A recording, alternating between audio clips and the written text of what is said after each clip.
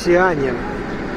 Вот на Западном Крыму находятся целые поля без винтов. Видите, ветер такой сильный, вырывает лопасти. Вот так вот живут марсиане. Сидят без света, без ветра. Видим, да?